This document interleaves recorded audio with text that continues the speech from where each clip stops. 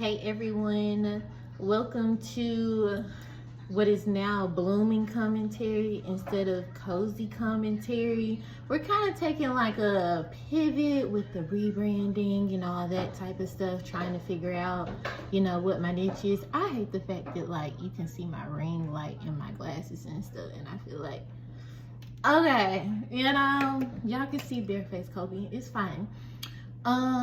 But yeah, so we're gonna talk about my wonderful blooms, but really y'all are just going to see me do my floral arrangements, and I'm really just gonna give y'all updates on my life and just try to talk to y'all as I do this. Be patient with me because like I'm trying to learn how to multitask.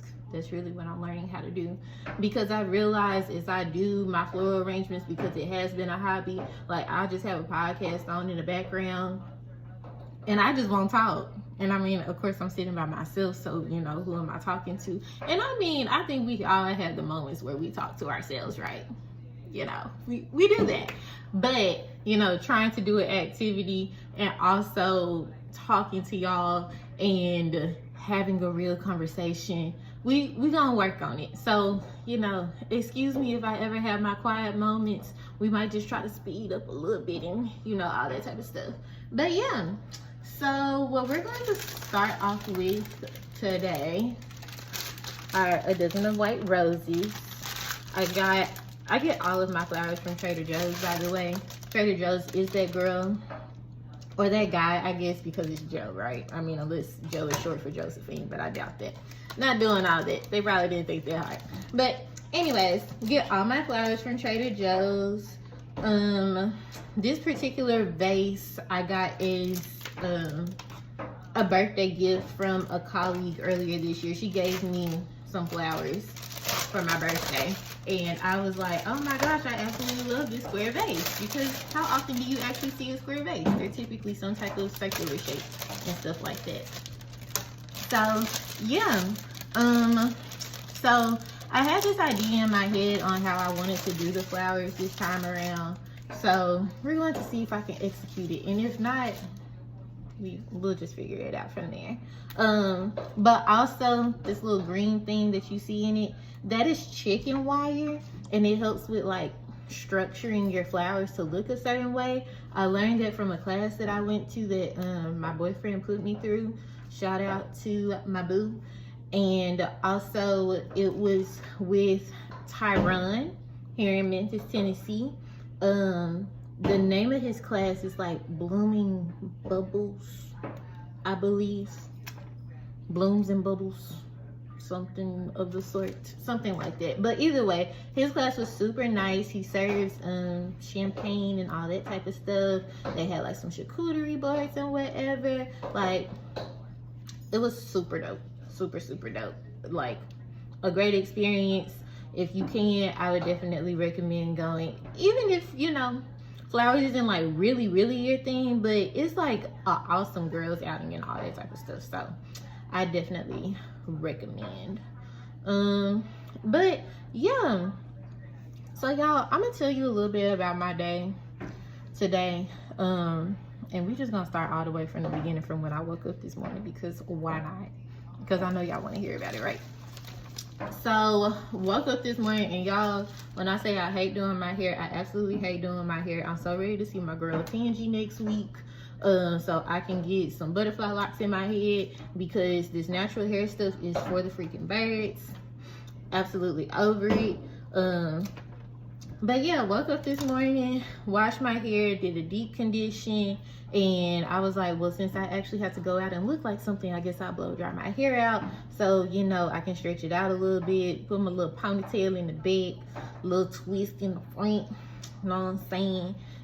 Try to slick down the edges a little bit so I ain't just looking too nappy. But naps are good. Naps are really good. But either way, did that. Of course, that took about an hour and a half to do this morning, and then I finished up some work so I could drop it off at my job, so that my boss could review it and all that type of stuff for next week. We're just trying to be efficient and stuff out here.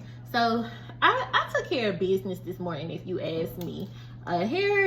Doing my hair, and also dropping off work. A boss woman, if you ask me. And also I got to go to the coffee shop. We went to Congregation Coffee, me and my friend Tatiana. What's up, my girl? And we had an awesome time. One thing about girls, we don't sit there and talk for a long time, because y'all, we met up at about 10:45 and did not leave until about 2 o'clock. So, you know, the conversation was great, right? And just to kind of go over some stuff that we talked about. So I really talked to Tatiana about just like my vision as far as like working on blooming commentary and what that looks like. If you go back to some of my other videos as far as cozy commentary, I was just really trying to figure out like, what is my topic? What exactly do I want to talk about and whatever? And what direction is this going in? Because I feel like when I was starting up my YouTube channel, I had so much like in mind on what I wanted to do. And then when I started recording, I got super just, I don't know, anxious about it, just kind of antsy about it. And I was like, I don't know what direction this is going in. And then when I was trying to figure out the whole editing piece and whatnot, y'all, editing is hard. I don't know how the pros do it. I mean, they hire somebody. And see, I'm not hiring nobody. It's just me, myself, and I. It's me, myself, and I. But, you know, like, just trying to figure that out. And I ain't know nothing for real. So I was over here using iMovie, and that's dumb. Do not use iMovie. That's dumb. I just recently came across CapCut, which I guess that's what everybody uses, and I just didn't know. But yeah, figured out how to use CapCut a little bit and made like my first reel, and you know, did the speeding up type thing and whatever. And I was like, oh, so this actually can be, you know, attainable and stuff.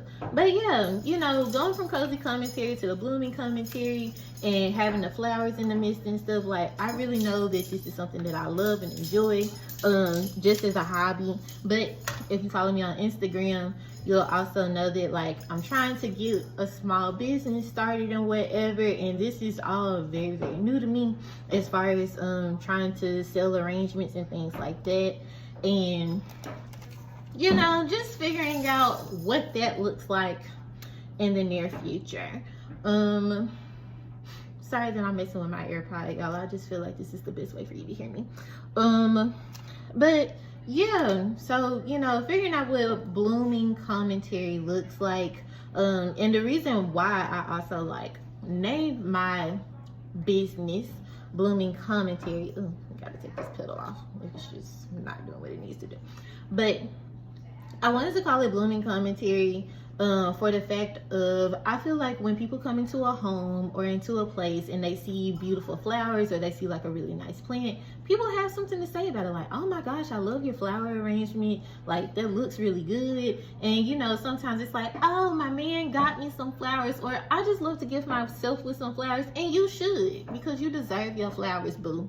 You deserve your flowers, so get you some flowers. But like, I just wanted, my idea of it was, I just want for people to be able to center their conversations around, you know, just starting it off with talking about some flowers, and you never know where that conversation is going to lead you. So it's blooming commentary. Like, you're also starting to blossom a conversation with somebody, and it might be somebody that you know, it might be somebody that you don't know, but you know, looking at something pretty is always a reason to start a conversation. Like, when is it not? So, you know, there's that. Also, what else did I talk to Tatiana about as far as blooming commentary? Really kind of like just my vision for myself over the next year. And I feel like I am a spiritual person, so y'all stick with me because we believe in Christ Jesus over here. Amen. But I just really feel like the Lord has told me with this small business that I have decided to start, that like I just really need to put in the time and effort into it. And as long as I stick with it and, you know, just really put forth applying the ambition that I desire to have with it, with what I really want to do and how I want to impact people. Like, as long as I tend to that desire, it's really going to become something. So, you know, like, just trying to be obedient, because y'all, obedience is hard. It's honestly a little ghetto. Love you, Jesus, but you know, this ain't fun. And I think a little bit of it kind of, like, in a sense, scares me a little bit. I think a lot of this causes me to be a little bit more vulnerable. Like, I think with a product that you try to put out, you are trying to find your audience. You are trying to make something that appeals to people, and you don't know how people are going to take it, if they're going to receive it well, and all that type of stuff. So part of me is like, I don't want to be rejected in this area. And you know, like, how do I go about navigating this and learning how to grow when I receive pushback? So, you know, just figuring out my direction with this as the end of this year approaches and just going into 2025. So there's that. Also, Tatiana and I talked about like what we want to do as far as like furthering our education and stuff. I can't remember if I ever brought this up in Kobe's commentary, or cozy commentary, that's what it's called, cozy commentary, Kobe's cozy commentary. I feel like, or not, I feel like I was starting to pursue my CMA last year, and your CMA, or the CMA, is a certified management accountant. You also have CPAs out there, and they just have a couple of different requirements for each certification. But with the CMA, it doesn't require me to go back to school for a master's degree and all that. You do have to sit for 2 tests, whereas with the CPA, you have to basically sit for 150 hours, or you have to have 150 credit hours from school. So most people typically go back and do a master's. But if you are a very strong person, you decide to do a double major, like I know a lot of my classmates did when I was in school, and you just get to knock out all of those hours in a bachelor's degree, basically. But yeah, with the CMA, you don't necessarily have to go back to school to get all those hour requirements, but you do have a 2-part test that you have to study for. Y'all, I started studying for it at the beginning of this year, and then life started happening, and I have not picked up that book in a couple of months. It's been more than a couple of months, but either way, it's been a while. But I do still desire to pursue it. Like, I bought all the study material, and if you know, you know, study material is not cheap. I mean, even if you went back to college for a master's or any type of higher education, like, school ain't cheap at all. So yeah, I'm like, I need to get my money's worth. I spent over $1,500 on it and whatever, and it's the fact of like, I know that there are other things that I can do with accounting. Oh, this is gonna be cute. Okay, but I know that there are other things that I can do with accounting and stuff.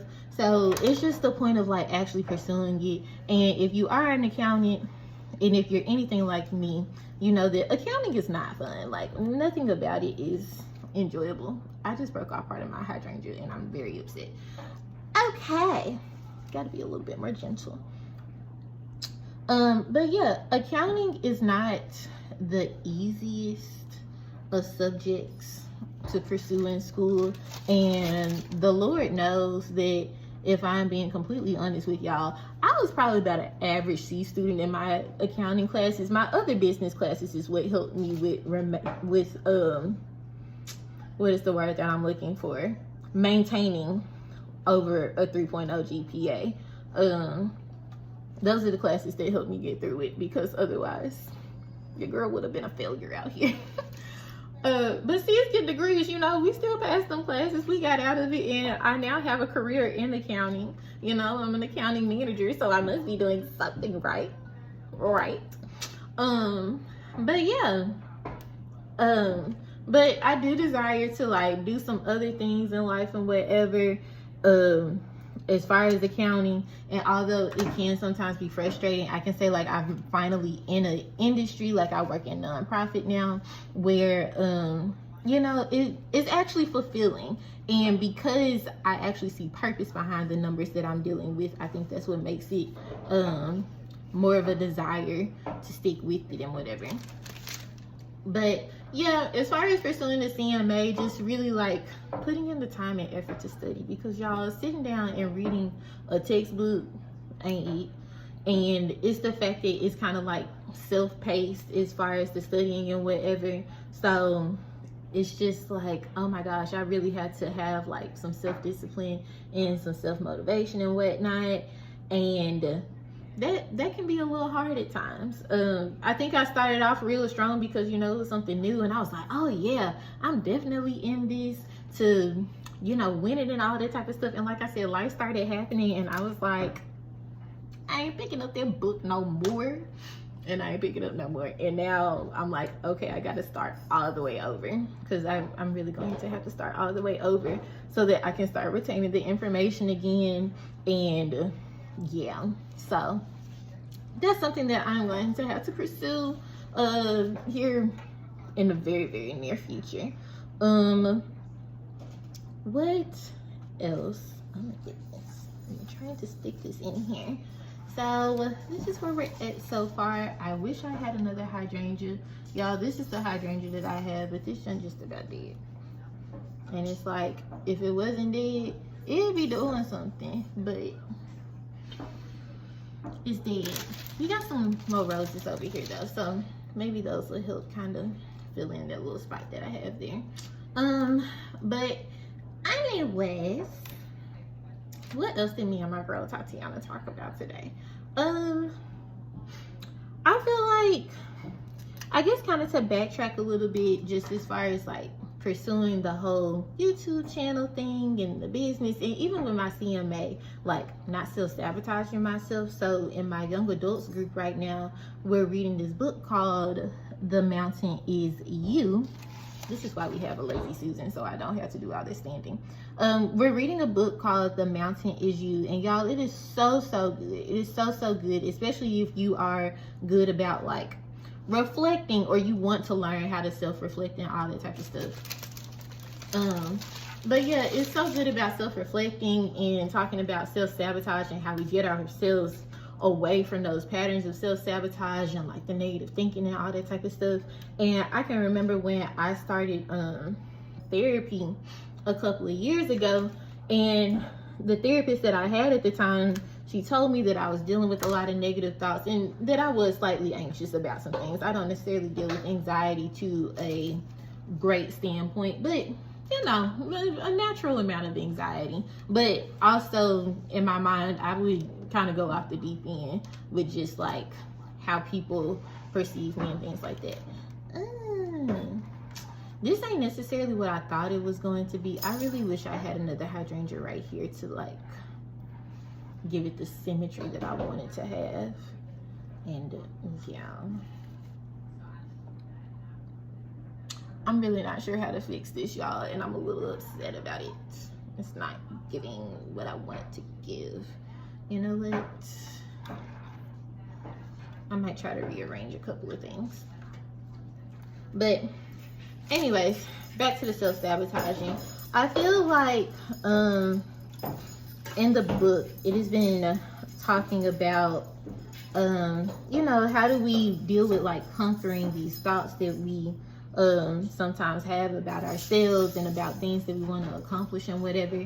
And this past week in my Bible study group, I ended up leading the class, and that's a whole nother thing about anxiety and stuff within itself.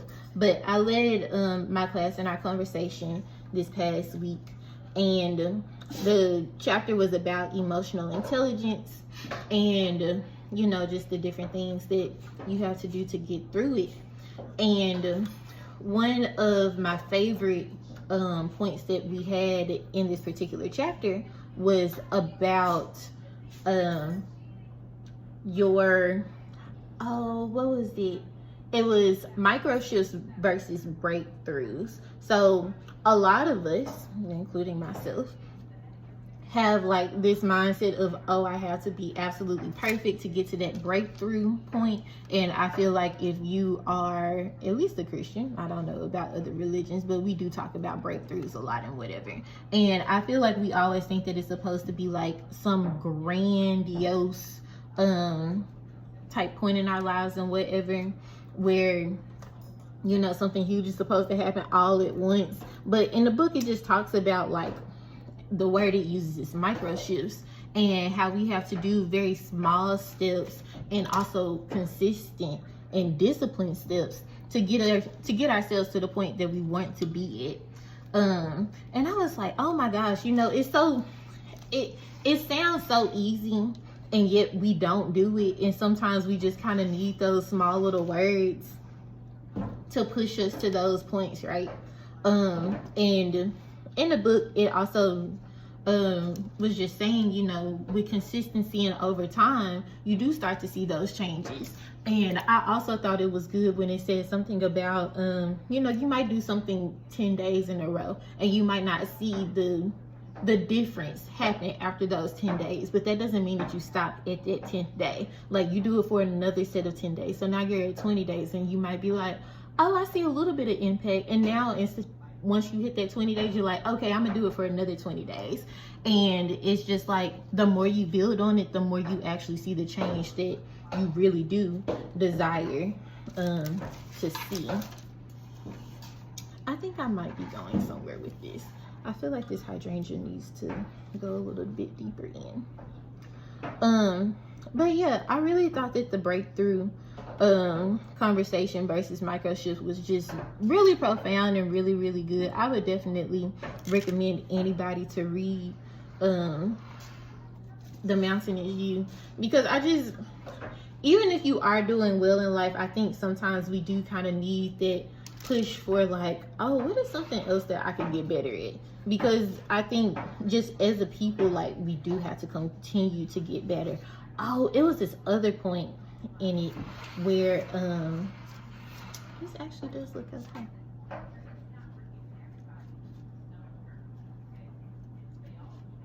Okay, sorry y'all, I got a little quiet. You see, this one is now not doing what I wanted to do. This hydrangea is a little bit more out there than I want it to be. Oh, and now I lost my train of thought because I was obsessing over my flowers. Oh, what was the other? Oh, it was this point in the book where it talks about like our human minds have to have adversity. The topic was something about like we are anti-fragile as people, and that adversity actually makes us better as humans. So basically, when we try to avoid any type of challenges or hard things that come in life, we end up making up our own like interpersonal challenges and whatever, and then we end up fighting against ourselves rather than like an outside source that we can actually fight against and overcome, right? And it said that like when we make up these internal challenges, we're basically fighting ourselves, and after we overcome that particular thing, we basically have no reward. And I was like, dang, for real? Am I just making up stuff sometimes because I don't want to deal with outside stuff too? And it was just saying like, you know, our bodies and our minds are actually wired to have adversity, and that we are supposed to go through certain challenges so that we can get better. And I'm like, that's so crazy, but so freaking real. And I went to a conference recently, and I heard this one psychologist basically say that like, a lot of times us as a society now, we try to use these therapized words, and we talk about like, oh, I'm anxious, oh, I'm depressed, when we do go through certain things in life that might make us a little bit nervous, or it might actually make us sad, and it might be warranted sadness, it might be warranted nervousness depending on the situation, right? But we can't like take on these words as an identity per se, and we have to realize, okay, so let me go through this and let me figure out how to get over this challenge, so then the next time this particular challenge comes up, we're actually able to overcome it. And I was like, that is so freaking real. And like I said, this stuff sounds so simple, it sounds so simple, but sometimes like you kind of need that reminder that like the world, yes, it's big, but it's not as big as we make it seem. Y'all, I am really struggling with this daggone hydrangea. Like, I have been working this thing for the longest. And let's see if I can get this other little hydrangea out of the way. Ah! We might be getting somewhere. Okay.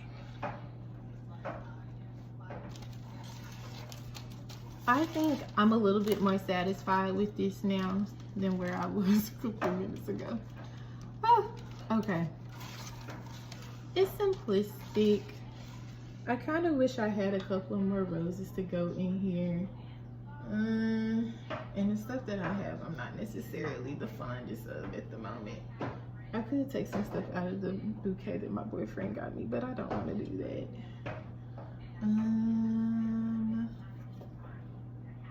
Let's see here. Do we want some yellow buds? I don't think that really goes with what I'm working with right now.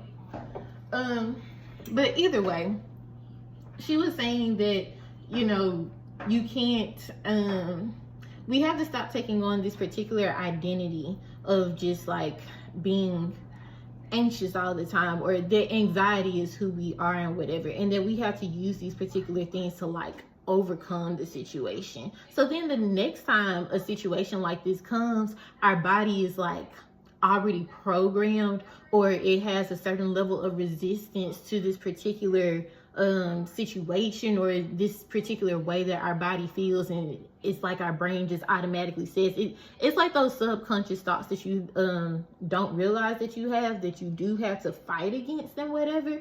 And oh my gosh, that really just kind of brought to my mind that scripture about like we don't fight against y'all, what is this daggone scripture? Like, we don't fight against flesh and blood, but against like spiritual principalities and things like that.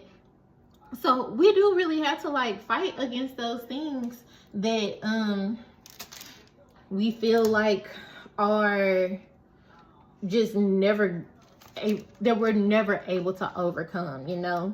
Like, those are the things that we just really have to set our mind against.